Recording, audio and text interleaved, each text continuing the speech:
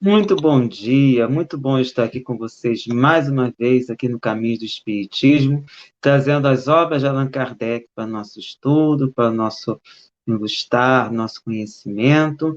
Dessa vez a gente está fazendo um trabalho bastante medido e pegando as obras de Allan Kardec, especialmente a Revista Espírita, seu grande laboratório, com diversos textos passíveis para questionamento, passíveis de diversas outras questões e que precisam da nossa análise quando a gente achar bastante pertinente.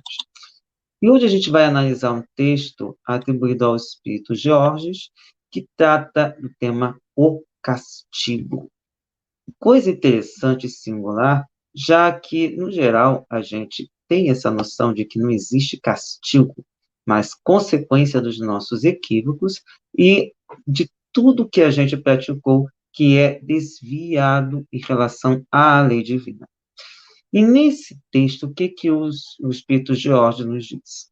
Os espíritos maus, egoístas e duros, logo após a morte, são entregues a uma dúvida cruel sobre o seu destino presente e futuro. Olham em torno de si e, a princípio, não veem nenhum assunto sobre o qual possam exercer a sua influência má, e o desespero se apodera deles, porque o isolamento e a inação são intoleráveis para os maus espíritos. Não levantam um olhar para os lugares habitados pelos puros espíritos.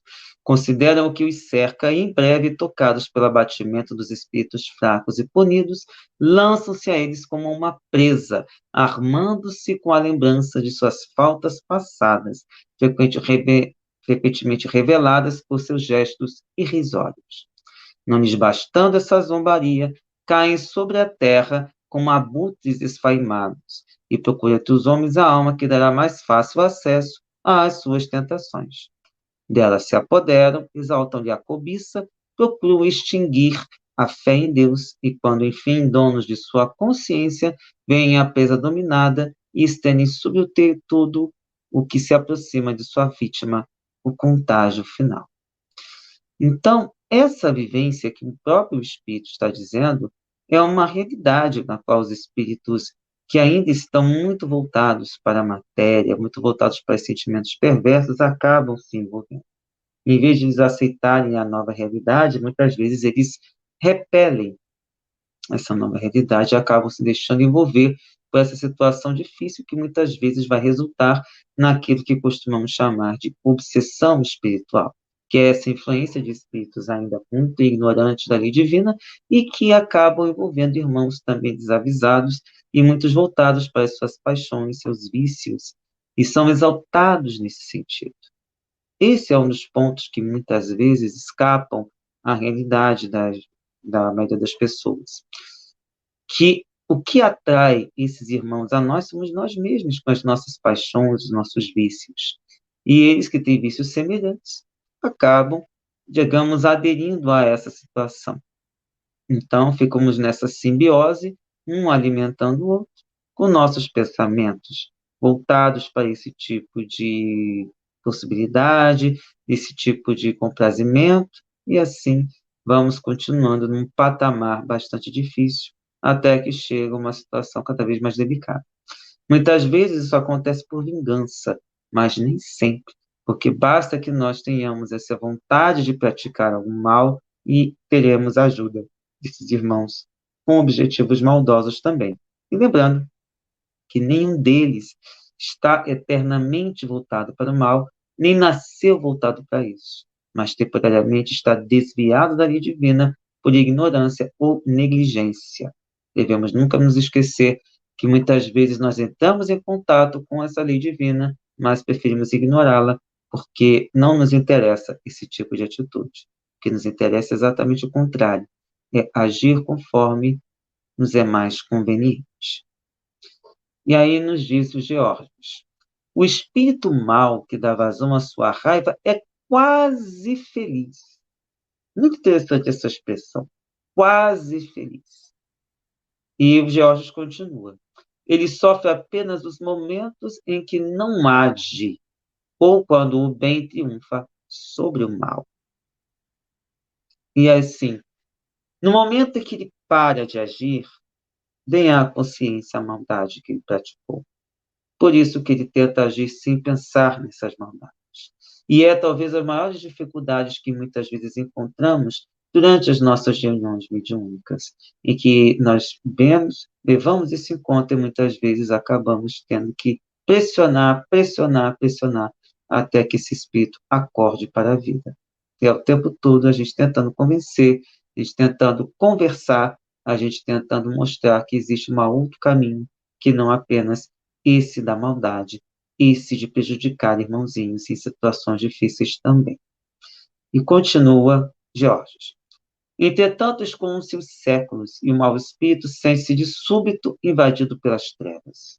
Aperta-se o seu círculo de ação e sua consciência até então muda e faz sentir as pontas aceradas do arrependimento. Ou seja, chega sempre um momento em que o espírito se depara consigo mesmo e que precisa mudar. Continua Georges. Inativo, arrastado no turbilhão, vaga, sentindo, como diz a Escritura, o pelo da sua carne se eriçar de pavor. Em breve, um grande vazio se faz nele e ao seu redor. Chegado o momento, deve expiar, ou seja, sofrer. Lá está a ameaçadora a reencarnação. Ele vê como numa miragem as provas terríveis que o esperam. Quereria recuar, mas avança e, precipitando no abismo escancarado da vida, rola apavorado até o véu do desconhecimento lhe cai sob os olhos. Ele vive, age, ele ainda é culpado. Sente em si não sei que lembrança inquieta, que pressentimentos que o fazem tremer, mas não o fazem recuar no caminho do mal. Esgotado de forças e de crimes, ele vai morrer, estendido sobre o catre, ou sobre o leito, que importa. O homem culpado, sob sua aparente imobilidade, sente mover-se e viver um mundo de sensações esquecidas. Sob as pálpebras fechadas, ele vê surgir um clarão. Ouve sons estranhos. Sua alma, que vai deixar o corpo, agita-se impaciente, enquanto as mãos crispadas procuram agarrar-se aos lençóis. Ele quer falar, quer gritar aos que o cercam. Segure-me! Veja o castigo! Mas não pode. A morte se fixa sobre os lábios descorados e os assistentes dizem, ei-lo em paz. Entretanto, ele ouve tudo. Flutua ao redor do corpo que não quer abandonar. Uma força secreta o atrai. Ele vê e reconhece o que já viu. Transtornado, lança o seu espaço onde quer esconder-se. Não há mais retiro. Não há mais repouso.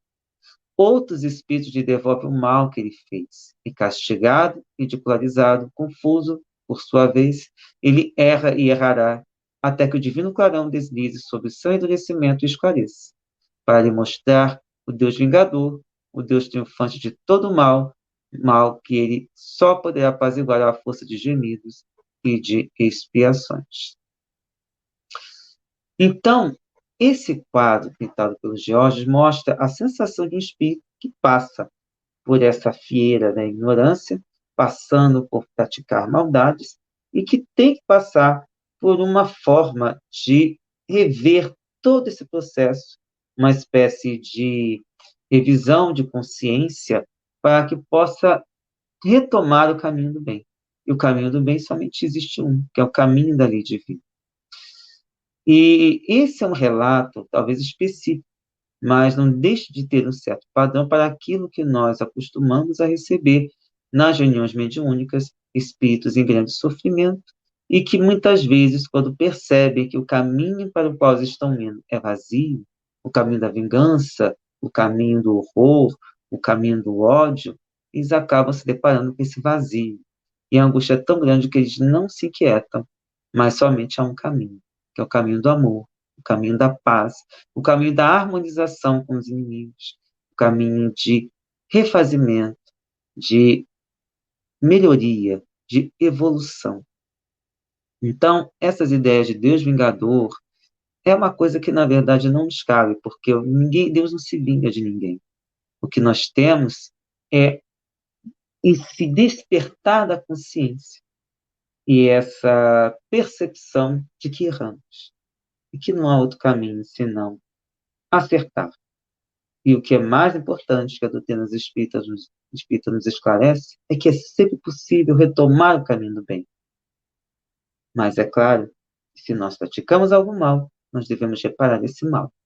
Até porque devemos entender que o que praticamos não devemos praticar mais.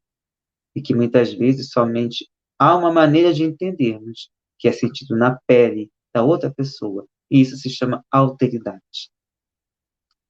Ou seja, nós precisamos entender pela experiência o mal que nós causamos, a experiência maléfica que produzimos nas mãos para outras pessoas que sofreram em nossas mãos. Se isso é difícil, com certeza, mas a gente precisa entender que o que nos espera é de acordo com o que nós vivenciamos, as nossas encarnações. O bem que proporcionamos e o mal que proporcionamos é o que nós vamos encontrar à medida que nós desencarnarmos. E esse é um processo bastante delicado, para o qual nós devemos ter esse cuidado. Ao final desse texto, Kardec coloca uma observação. Nunca foi esboçado um quadro mais eloquente, mais terrível, mais verdadeiro da sorte do mal. É então necessário recorrer à fantasmagoria das chamas e das torturas físicas? Porque, especialmente quando a gente pega o livro do Céu e o Inferno, há todo um relato, especialmente dentro da doutrina católica, de um inferno material. E o Kardec faz um estudo, eu mesmo fiz um estudo uma vez falando sobre as visões de inferno que nós temos em diversas doutrinas. Isso é muito relativo à região onde a pessoa mora, ou à região onde essa mitologia ou essa teoria foi criada. Por exemplo, nos países nórdicos, o inferno é gelado. Nas mitologias mais próximas ao local mais quente, o inferno é quente. Então, a gente tem aí essas questões bastante delicadas. E, por fim, essa questão da tortura física, que é algo que realmente não tem o menor cabimento, levando em conta dentro da observação espírita de que o sofrimento físico somente existe para quem passa pela questão física. Portanto, não é esse o caminho para o qual nós devemos olhar, mas sim um caminho de superação, um caminho de evolução espiritual que somente é possível por meio dessa situação. Temos todos de expiar? Temos todos de sofrer? Não necessariamente. Mas se nós entendemos que somos espíritos imortais e que o caminho é o caminho do bem sempre, nós vamos ter uma outra visão sobre essas possibilidades e deixaremos de lado todo esse caminho de sofrimento para encontrarmos o caminho do amor, o caminho da paz, o caminho da harmonia com a lei divina, o caminho sem dores, sem sofrimentos. E mesmo se houver alguma dificuldade, saberemos com muita tranquilidade de como lidar com ele, sem desespero, sem qualquer forma de sobressalto. Então, esse era o texto de hoje. Fique à vontade para trazer comentários. E lembrando que nós somos o canal Paz e Bem, um canal de espiritualidade plural, em que diversas doutrinas dialogam aqui e que permite esse diálogo. E vocês podem ver nos diversos programas aqui do nosso canal. E a gente pede sempre, se você puder curtir, puder compartilhar e puder também, dentro das nossas possibilidades, é claro, estamos todos em situação difícil ainda, fazer uma contribuição solidária, através da assinatura solidária no nosso canal. Isso pelo link que está aí na descrição. Além disso, nós, dentro do Doutrina Espírita, somos o SEJUS, Coletivo de Estudos Espiritismo e Justiça Social. Temos diversos grupos de estudos pelo WhatsApp e também temos algumas lives às terças-feiras, às 8 da noite, trazendo um livro escolhido pelo grupo, democraticamente, para que possamos aprofundar os conhecimentos e pensar em linhas de ação dentro do ambiente físico em que nós vivenciamos, pela luta por justiça social em nosso planeta. Se você for interessado, é só entrar em contato conosco por meio dos links que estão aí disponíveis e aguardamos vocês no próximo programa. No mais, forte abraço. Um beijo enorme no coração de cada um de vocês. Até a próxima. Tchau, tchau.